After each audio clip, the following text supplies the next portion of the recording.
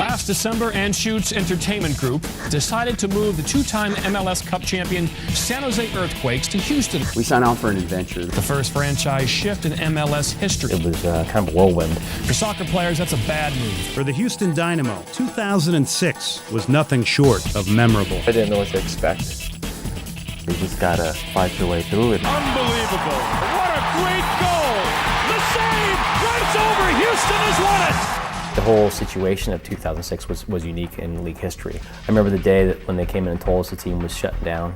It was kind of a whirlwind. Pat and I and the players promised to the coaching staff, to the organization, and to the city that we're going to work as hard as we can from day one to make this a championship team. The season began with a great deal of uncertainty, while the front office underwent an unforeseen name change only weeks after being announced in Houston. Back in San Jose, the team was deciding who would be making the move. And I have to be honest, I didn't know if I was going to be making the move with the team. I wasn't 100% sure. It was going to come down to a total family decision. It had nothing to do with soccer because in the end, I only wanted to coach one team. The team made the move to the University of Houston's Robertson Stadium, with Dominic Kinnear filling the role of head coach. But the jury was still out on how the fourth largest city in the U.S. would embrace their newest sports franchise. It finally made sense to us when we showed up and the stadium was sold out and the people were going crazy and it was loud. I mean, it was a great opening game for everybody. Obviously, Brian Ching had 4 goals, and that's a magical night for him. And I think to top it off with a bicycle kick goal, that always, caps off a great night of soccer, and certainly a welcome to everybody. And I think we all came together that game, and we're really excited about it. Alejandro Moreno. It was almost like a drug that night, and I think that drug really pushed people over the edge as far as soccer goes in Houston. And I give credit to the guys. Obviously, Brian was probably the main supplier of that drug with his 4 goals. And I think people really caught on it. I think they realized that not only do we have a team here in Houston, but we have a winning team and potentially a championship team. If you look at the first game of the season against Colorado, could go down in history as Brian Ching to score 4 goals for a new team, new franchise, and a new city, lays the foundations for the Houston Dynamo for many years to come. Nice cross and a goal! And toward the corner. Sends to the box. Header and a goal! A hat trick in the first half for Brian Ching. There's the cross and a goal! De Rosario with the gorgeous cross. And the 4th time is the charm. It was a tremendously successful game for myself and for the team. And I think that part of my success in that game is basically from my teammates. I mean, if you look at the goals I scored, it's all from good play from teammates. That kind of just started us off on the right foot with the fans and the season.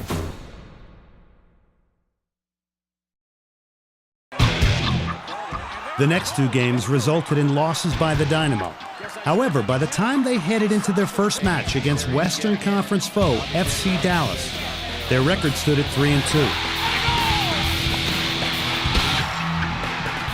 Ruiz gets in the face of Sarah. Houston and Dallas have a fairly big rivalry that not everybody on the team knew about, coming from California, and it was pretty intense. I dislike every team that we play against. I always say I want one team to win on Saturday and everybody else to tie, and I mean that. I want us to win, and I want everyone else not to. So I think the rivalry with Dallas, it kicked off great with that 4-3 game. There's some good individual matchups there with Carlos Ruiz, Ronnie O'Brien that was playing, and I don't really understand the whole history. I think soccer is, to have rivalries in soccer is fantastic, and if people want me to really enjoy it, I will. Houston rules! After only a few homestands, the Dynamo knew they weren't walking alone as they stepped on the field at Robertson. From now on, El Batallón and the Texian Army would forever be on their side. They're amazing, El Battalion, the Texian Army. Just to see that one end of the stadium that's bouncing up and down the whole game and waving the flags. It's more like a European setting where they're always chanting and making noise throughout the game, and it's just a lot of fun to play for. Houston was an area that they'd considered for MLS, and they'd had some fantastic attendances for some of the big games. But it's a different thing to come out and support a team on a weekly basis. Seeing the support that the fans showed us towards the end of the season and through the playoffs, and particularly in MLS Cup, think really kind of showed to the guys that this is a fantastic soccer town, and this is a town where this team is going to have big support and will make a big impact on the community. Gearing up for their first trip back to California since the move, the team was set to face longtime rival, the LA Galaxy. The game ended in a tie and demonstrated that rivalries are stronger than state boundaries. Next on the schedule was another California contender, and 3 points on the line as they faced Western Conference challenger Chivas USA.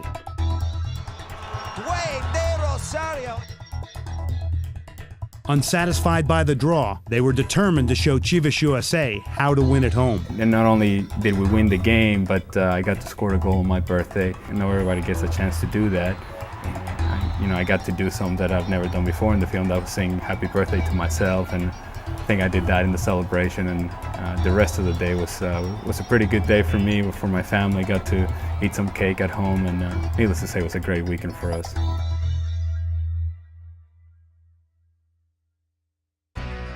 As the Dynamo introduced New England to the Bayou City, Houston welcomed to the field one of its own. Stuart Holden earned minutes and respect in front of his hometown crowd.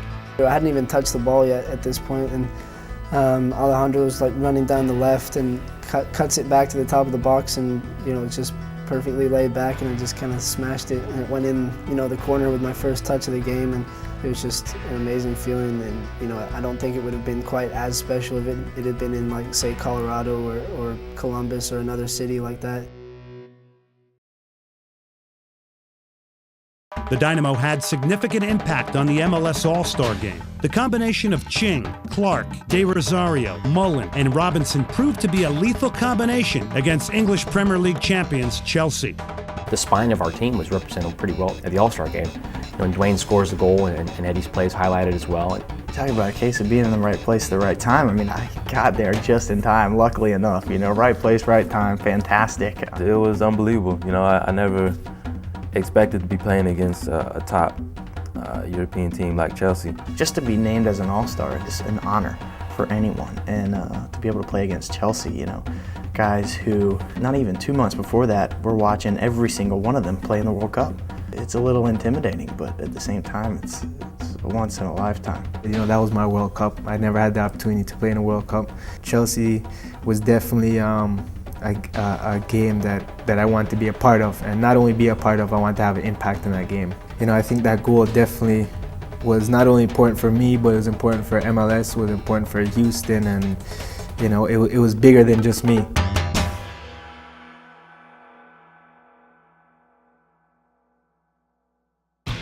There may have been debate on which Texas team ranked supreme. On August 12th, there was no question as the Houston-Dallas rivalry grew even stronger.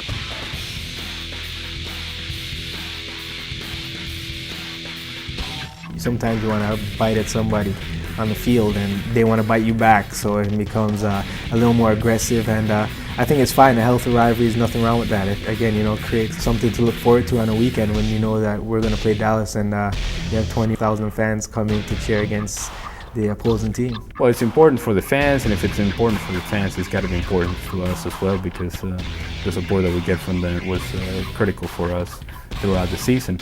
There were well-played games and well-fought games, and you get the whole story about the cannon and who has that and who doesn't have it.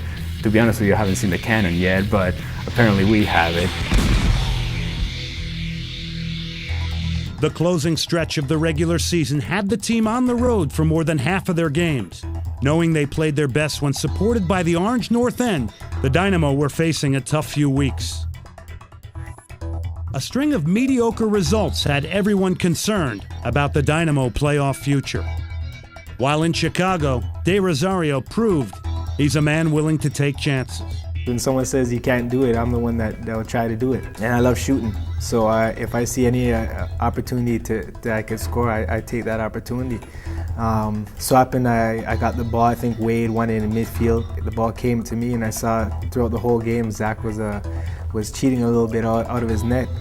So I didn't expect it to be at halfway line that I was gonna take the shot, but that's how it worked out. And I looked up and I saw him off his line. I said, hey, let me go for it. As soon as he hit it, we all kind of said this has a chance, because he hit it so well. And then when it goes in, it really catches you by surprise, because how often do you see a goal like that? Maybe once or twice a year, you know, from anywhere around the world. You know, I think the ball came down with snow on it, but, you know, I saw him slide and hit the net. I said, oh man, great goal, but here's a, you know, 200-something pound guy. Well, I'll say 160 for, you know, he's probably gonna come after me this year. You know, one sense I was like, great. The other sense I was like, oh, I better watch my back. With pressure mounting and the team needing a victory to regain confidence and get back on track, the Dynamo were focused on that all-important W. Only 3 home games remained. A win against Chivas would not only secure a position in the playoffs, but also a first or second seed. The Western Conference was getting more interesting every week, not the scenario the Dynamo wanted to face. I think our focus was to catch Dallas at the time. And Dallas was kind of playing a head game with us. Every time we had the opportunity to go up and then we lost points and they gained points. And every time we gained points, they gained points. So, you know, it was like a little rat race going on between us and Dallas. The Dynamo playoff position was uncertain until the evening of September 30th, when Brian Ching produced something out of the theater of the imagination. The bicycle into the net! Into the net! Into the net! It is in the net! Goal! Houston Dynamo! Brian Ching! It's the goal of the year! What a shot! It's unbelievable! It's time to make the donuts! This wakes up the crowd! The hard work was just beginning. The 2 remaining games in the regular season both resulted in draws. Not exactly the momentum the team was hoping to muster as they prepared to face Chivas USA in the Western Conference semifinals.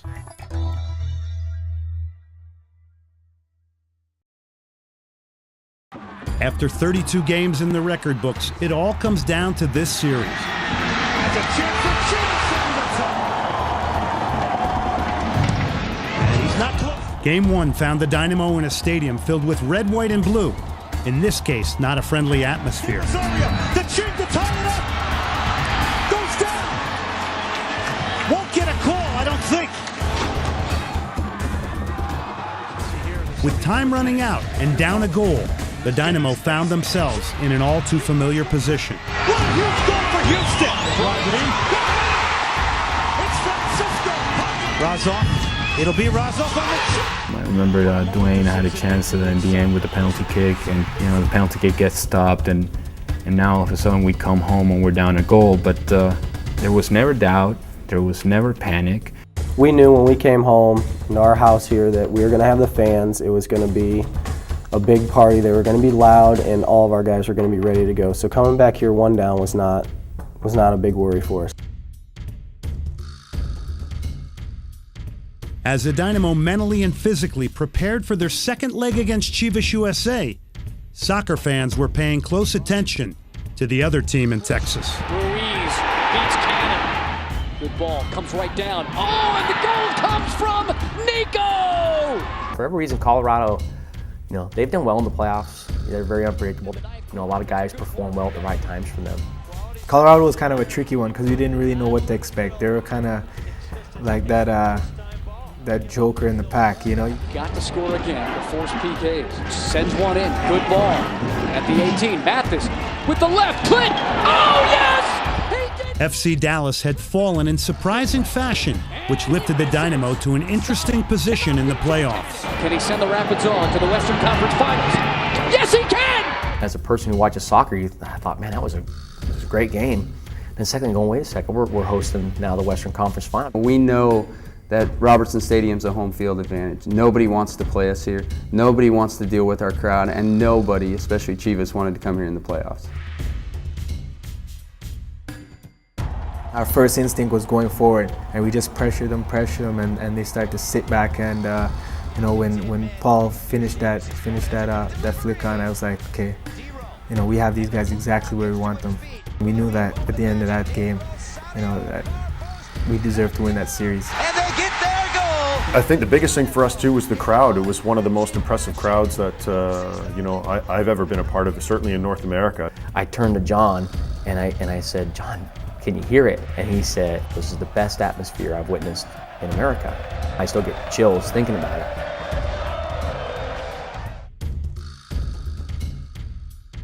It was a chilly night in November. As the bagpipers blew their tune, the crowd of over 23,000 fans grew increasingly louder. You could feel it from the crowd that night because, obviously that was the final home game. There couldn't have been another home game with the MLS Cup being in Dallas. Mark ships it in. Di Rosario flicks it. Dalglish. 10th minute. Now it's off to Davis. His cross. Mullen. Oh, in front.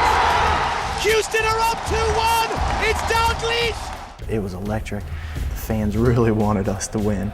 We could have had an off night and maybe still won that because the fans wanted it so bad.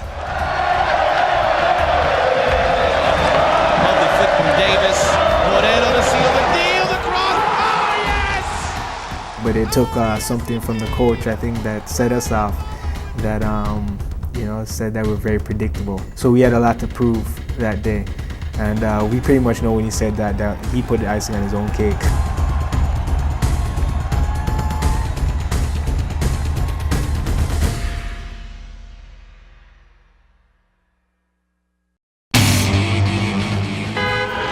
With horns blowing early this morning, hundreds of fans gathered at Gallery Furniture's parking lot and formed a convoy for the drive to Dallas. The stage was set. In their inaugural season, the Houston Dynamo would face the New England Revolution. Each team was hoping this would be their first year to raise the cup. I don't even remember seeing a New England section. And I know going back and watching the game that they had one, but man, the stadium was just swimming in orange. And by the time the game started, all we could hear was Dynamo fans. The first half of play concluded with 0 goals scored. As each team prepared for the final 45 minutes, Dynamo fans continued their relentless chant. Entering the second half, both teams were aggressively attacking the ball, trying to gain the upper hand. With every minute, frustrations were mounting, and the crowd was on edge. Every single person on that field battled until they were absolutely drained. With over 3,200 minutes of soccer played over the course of the MLS season, another 30 minutes was not what either team had expected. Smith again. Man, he eats up chunks of real estate in a hurry. Here's Taylor Corbin. His shot. I think that's just the spirit of his team, is never to give up. It was just kind of like a sigh, and then just kind of get back on your horse and start charging again.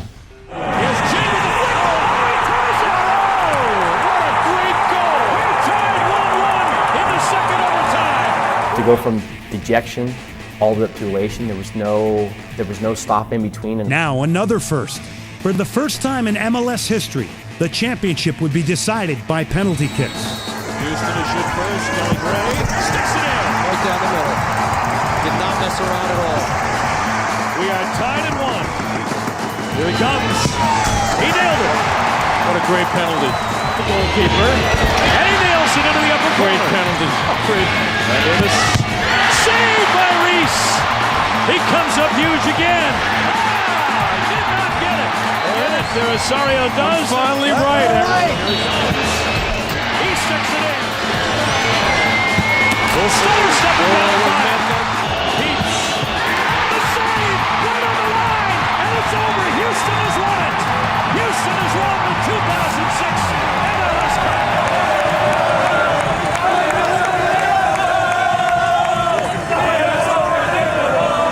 The Dynamo held true to their promise and did all they could to win the championship for their new home. Now they've reserved their place in MLS history, while the city of Houston has shown exactly what it means to be a soccer city. Together we are forever orange.